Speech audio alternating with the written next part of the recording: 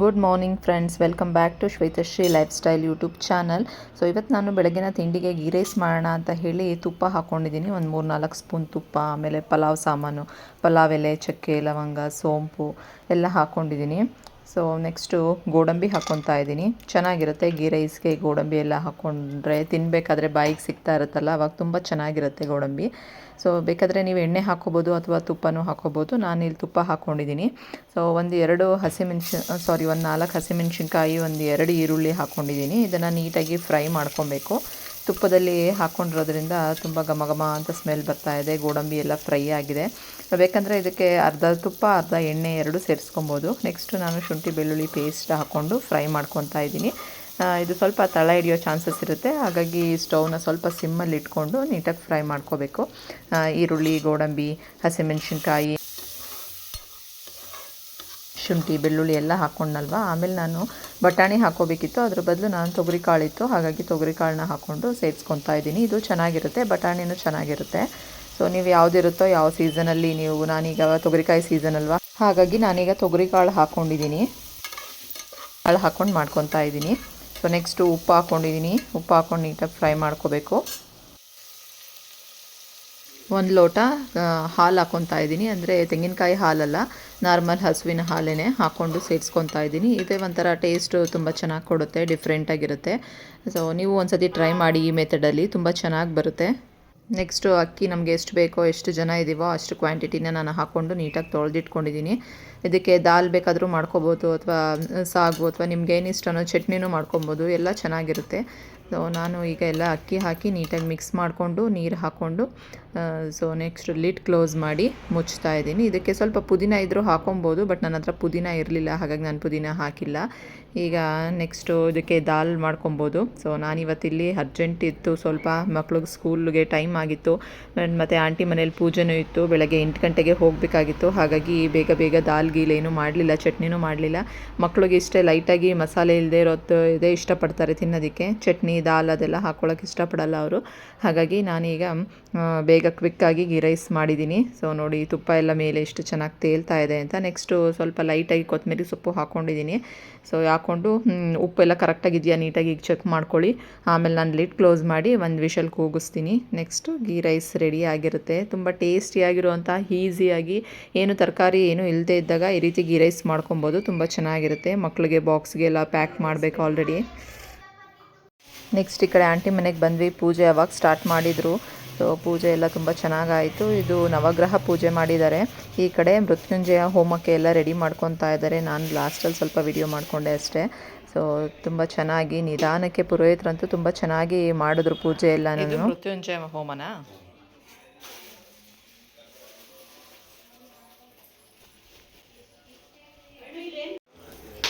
ಪೂಜೆ ಎಲ್ಲ ಆಯಿತು. ಹೋಮ ಮಾಡಿದ್ರಿಂದ ಮನೇಲೆಲ್ಲ ಹೊಗೆ ತುಂಬಿಕೊಂಡಿದೆ.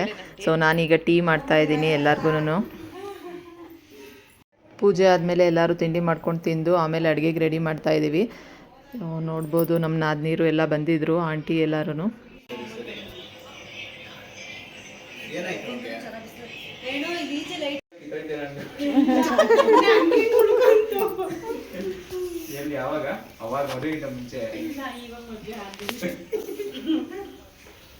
ಅಂದ್ರೆ ಆಳ ಇತ್ತು, ಬಟ್ ಸೈಡ್ ಆಂಟಿ ಓಂಟಿ ಪರಂಗಿಕಾಯಿ ನೋಡಿ ಇಷ್ಟಪ್ಪ ಬಿತ್ತವೆ.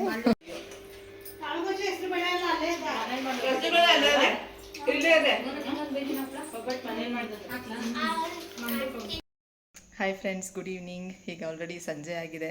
ಸೊ ಪೂಜೆ ಎಲ್ಲ ಮುಗಿಸಿ ಇವಾಗ ಬಂದ್ವಿ. ಸಂಜೆ ಬೆಳಗ್ಗೆನೇ ಹೋಗಿದ್ದು. ಇವತ್ತು ಹುಣ್ಣಿಮೆ ಆದ್ದರಿಂದ ಸೊ ಒಳ್ಳೆ ದಿನ ಅಂತ ಹೇಳಿ ಇವತ್ತು ನವಗ್ರಹ ಪೂಜೆ ಮತ್ತು ಮೃತ್ಯುಂಜಯ ಹೋಮ ಎಲ್ಲ ಮಾಡಿಸಿದ್ರು. ಹಾಗಾಗಿ ಎಲ್ಲ ಪೂಜೆ ಎಲ್ಲ ಮುಗಿಸ್ಕೊಂಡು ತಿಂಡಿ ಊಟ ಎಲ್ಲ ಮಾಡಿಕೊಂಡು ಹೀಗೆ ಬಂದ್ವಿ ಸಂಜೆ. ಸೊ ಬೆಳಗ್ಗೆ ಗೀ ರೈಸ್ ಮಾಡಿದ್ದೆ. ಸೊ ಟಿಫನ್ನಿಗೆ ತುಂಬ ಚೆನ್ನಾಗಾಗಿತ್ತಾ ಗೀ ರೈಸ್? ಹೆಂಗಿತ್ತು? ಚೆನ್ನಾಗಿತ್ತಾ? ನನ್ನ ಮಕ್ಕಳೆಲ್ಲ ಚೆನ್ನಾಗಿತ್ತು ಅಂತ ಹೇಳಿದ್ರು. ಇನ್ನು ಯಾರೆಲ್ಲ ಇವತ್ತಿಂದ ಹೊಸದಾಗಿ ನನ್ನ ಚಾನಲ್ ನೋಡ್ತಿದ್ದೀರಾ, ಪ್ಲೀಸ್ ಸಬ್ಸ್ಕ್ರೈಬ್ ಮಾಡಿಕೊಂಡು ನೋಡಿ. ಸಬ್ಸ್ಕ್ರೈಬ್ ಮಾಡಿಕೊಂಡು ಫುಲ್ ವಿಡಿಯೋ ನೋಡಿ, ಯಾರು ವಿಡಿಯೋ ಸ್ಕಿಪ್ ಮಾಡಬೇಡಿ. ಇಷ್ಟ ಆದರೆ ಒಂದು ಲೈಕ್ ಮಾಡಿ. ನಾನು ಮನೆಗೆ ಬಂದು ಈಗ ಪೂಜೆ ಎಲ್ಲ ಮಾಡಿದೆ. ಇವತ್ತು ಹುಣ್ಣಿಮೆ, ಹಾಗಾಗಿ ಇವಾಗ ಪೂಜೆ ಎಲ್ಲ ಮಾಡಿದೆ. ಸಂಜೆ ಪೂಜೆ ಬೆಳಗ್ಗೆನೇ ಮಾಡೋಕ್ಕಾಗಿರಲಿಲ್ಲ, ಬೆಳಗ್ಗೆ ಬೇಗ ಹೋಗಿದ್ವಿ. ಸೊ ಹಾಗಾಗಿ ಇವಾಗ ಪೂಜೆ ಎಲ್ಲ ಆಯಿತು. ಇವತ್ತು ಹೊನ್ನವ ಮಂತ್ರಾಲಯಕ್ಕೆ ಬರ್ತಾಯಿದ್ದೀನಿ, ಶುಕ್ರವಾರ. ಸೊ ಗುರುವಾರ ತುಂಬ ಜನ ಇರ್ತಾರೆ ಅಂತ ಹೇಳಿ ಶುಕ್ರವಾರ ಬರ್ತೀನಿ. ಸೊ ತುಂಬ ದಿವಸ ಆಗಿತ್ತು ಬಂದೇ ಇರಲಿಲ್ಲ. ಸೊ ಬನ್ನಿ ದೇವ್ರ ದರ್ಶನ ಮಾಡ್ಕೊಂಡು ಬರೋಣ. ನೋಡಿ ತುಂಬ ಜನ ಇದ್ದಾರೆ.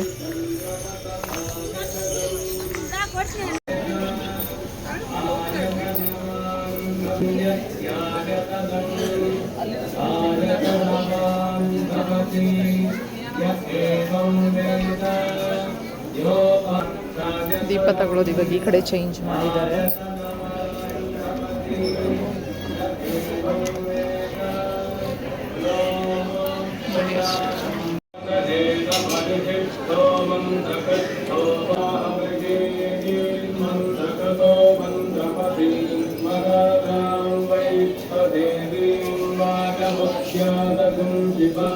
ಕಾಯಿಗಳು ನೋಡಿ ಎಷ್ಟು ಕಟ್ಟಿದ್ದಾರೆ ಅಂತ.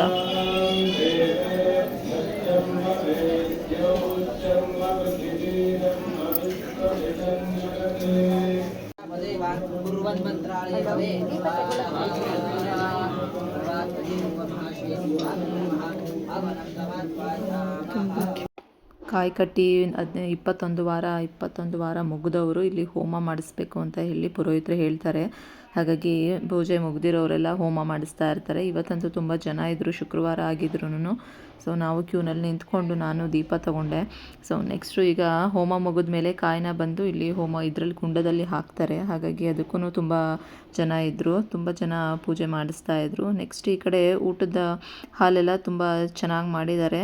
ಎಲ್ಲ ಸ್ವಲ್ಪ ಇಂಪ್ರೂವ್ ಮಾಡ್ತಾ ಇದ್ದಾರೆ. ದೇವಸ್ಥಾನನೂ ಕನ್ಸ್ಟ್ರಕ್ಷನ್ ನಡೀತಾ ಇದೆ. ಸೊ ಪ್ರತಿದಿನ ಪ್ರಸಾದ ಎಲ್ಲ ಇರುತ್ತೆ. ಪೊಂಗಲ್ ಮತ್ತು ಸಿಹಿ ಪೊಂಗಲ್ಲು, ಮೊಸರನ್ನ ಎಲ್ಲ ಇರುತ್ತೆ ನೋಡಿ. ಇದೆಲ್ಲ ಹೊಸದಾಗಿ ಮಾಡಿರೋ ಅಂಥದ್ದು ಇದೆಲ್ಲನೂ. ಸೊ ಲಾಸ್ಟ್ ಟೈಮೆಲ್ಲ ಈ ರೀತಿ ಇರಲಿಲ್ಲ. ಈ ಸಲ ನಾನು ಆಗಲೇ ತುಂಬ ದಿನ ಆಗಿತ್ತಲ್ಲ ಹೋಗಿ, ಈಗ ತುಂಬ ಚೇಂಜಸ್ ಎಲ್ಲ ಮಾಡಿದ್ದಾರೆ. ನೋಡ್ಬೋದು ತುಂಬ ಎಲ್ಲ ಇಂಪ್ರೂವ್ಮೆಂಟ್ಸ್ ಮಾಡ್ತಿದ್ದಾರೆ. ಕನ್ಸ್ಟ್ರಕ್ಷನು ನಡೀತಾ ಇದೆ. Good evening friends. ಈಗ ಆಲ್ರೆಡಿ ಸಂಜೆ ಆಗಿದೆ ಟೈಮು. ಇವತ್ತು ಶುಕ್ರವಾರ ಪೂಜೆ ಎಲ್ಲ ಆಯಿತು.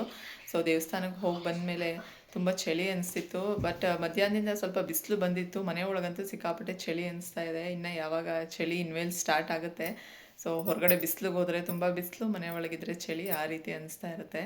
ಸೊ ಈಗ ಮಕ್ಕಳಿಗೆ ಕ್ರಿಸ್ಮಸ್ ಎಲ್ಲ ಬರ್ತಿದೆಯಲ್ವ, ಹಾಗಾಗಿ ಗಿಫ್ಟ್ ಎಕ್ಸ್ಚೇಂಜ್ಗೋಸ್ಕರ ಫ್ರೆಂಡ್ಸ್ ಎಲ್ಲ ಮಾತಾಡ್ಕೊಂಡಿದ್ರಂತೆ. ಒಂದೇ ಥರ ಐಟಮ್ಸ್ನ ಗಿಫ್ಟ್ ಎಲ್ಲ ಎಕ್ಸ್ಚೇಂಜ್ ಮಾಡೋಣ ಅಂತ ಹೇಳಿ. ಹಾಗಾಗಿ ಈ ಗಿಫ್ಟ್ ಐಟಮ್ಸ್ ಎಲ್ಲ ಮೀಶೋನಲ್ಲಿ ತುಂಬ ಚೆನ್ನಾಗಿ ಸಿಗುತ್ತೆ. ಸೊ ನಾನು ಸುಮಾರು ಬುಕ್ ಮಾಡಿದ್ದೀನಿ. ನೋಡೋಣ ಹೇಗೆ ಬರುತ್ತೆ, ಕ್ವಾಲಿಟಿ ಹೇಗಿರುತ್ತೆ, ನಾವು ಕೊಟ್ಟಿರೋ ದುಡ್ಡು ವರ್ತ್ ಅನಿಸುತ್ತಾ ಏನು. ಹೊರಗಡೆ ಈಗ ಬ್ಯಾಂಗಲ್ ಶಾಪ್ಗೆ ಹೋಗಿ ತೊಗೊಬೇಕಂದ್ರೆ ಎಷ್ಟಾಗುತ್ತೆ ಏನಂತಲ್ವ. ಸೊ ಹಾಗಾಗಿ ನೋಡೋಣ ಅಂತ ಅಂದ್ಬಿಟ್ಟು ಬುಕ್ ಮಾಡಿದ್ದೀನಿ. ಚೆನ್ನಾಗಿದ್ದರೆ ನಿಮಗೂ ಸಜೆಸ್ಟ್ ಮಾಡ್ತೀನಿ, ಬೇಕಂದರೆ ಪರ್ಚೇಸ್ ಮಾಡಿ. ನಾನಿನ್ನು 1 ವೀಕ್ ಮೊದಲೇ ಬುಕ್ ಮಾಡಿದ್ದೀನಿ, ಯಾಕಂದರೆ ಬರೋದು ಸ್ವಲ್ಪ ಲೇಟ್ ಆಗುತ್ತೆ. ಹಾಗಾಗಿ ಸೊ ನೋಡೋಣ, ಬಂದಮೇಲೆ ನಿಮ್ಮ ಹತ್ರನೂ ಶೇರ್ ಮಾಡ್ಕೊತೀನಿ ಹೇಗಿದೆ ಕ್ವಾಲಿಟಿ, ಏನು ಚೆನ್ನಾಗಿದೆಯಾ ಏನು ಅಂತ ಹೇಳಿಬಿಟ್ಟು, ನಿಮಗೂ ಯೂಸ್ ಆಗಲಿ ಅಂತ ಅಷ್ಟೇ.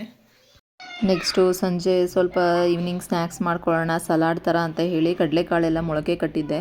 ಅದಕ್ಕೆ ಸ್ವಲ್ಪ ಈರುಳ್ಳಿ ಮತ್ತು ಸೌತೆಕಾಯಿ, ಟೊಮೆಟೊ ಇದೆಲ್ಲ ಸೇರಿಸಿ ಚಾಟ್ ಮಸಾಲ ಮತ್ತು ಸ್ವಲ್ಪ ಕೊತ್ತಂಬರಿ ಸೊಪ್ಪು, ನಿಂಬೆಹಣ್ಣು, ಉಪ್ಪು ಎಲ್ಲ ಸೇರಿಸ್ಬಿಟ್ಟು ಸೊ ಸಲಾಡ್ ಥರ ಮಾಡಿದ್ದೀನಿ. ತುಂಬ ಚೆನ್ನಾಗಿರುತ್ತೆ.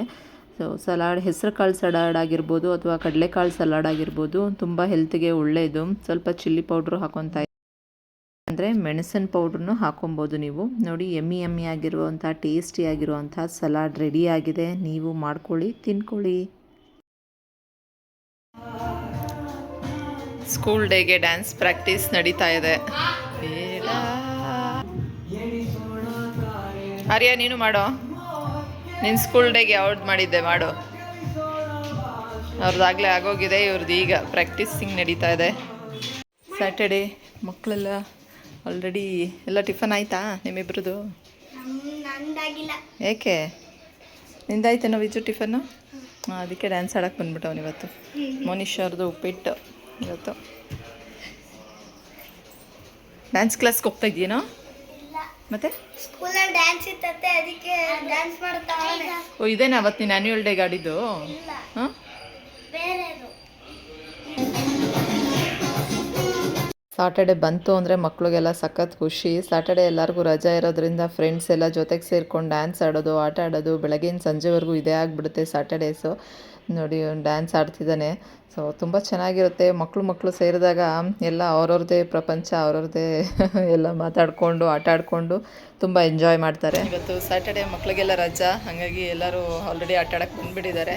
ಸೊ ಇವತ್ತಿನ ವ್ಲಾಗ್ನ ಇಲ್ಲಿಗೆ ಎಂಡ್ ಮಾಡ್ತಾ ಇದ್ದೀನಿ. ನನ್ನ ವ್ಲಾಗ್ ನಿಮಗೆಲ್ಲ ಇಷ್ಟ ಆಗಿದೆ ಅಂತ ಅಂದ್ಕೊಂಡಿದ್ದೀನಿ. ಇಷ್ಟ ಆದರೆ ಪ್ಲೀಸ್ ಹೋಗಿ ಒಂದು ಲೈಕ್ ಮಾಡಿ, ಶೇರ್ ಮಾಡಿ, ಮತ್ತು ಫಸ್ಟ್ ಸಬ್ಸ್ಕ್ರೈಬ್ ಮಾಡ್ಕೊಂಡು ಫುಲ್ ವಿಡಿಯೋ ನೋಡಿ. Thank you, bye bye.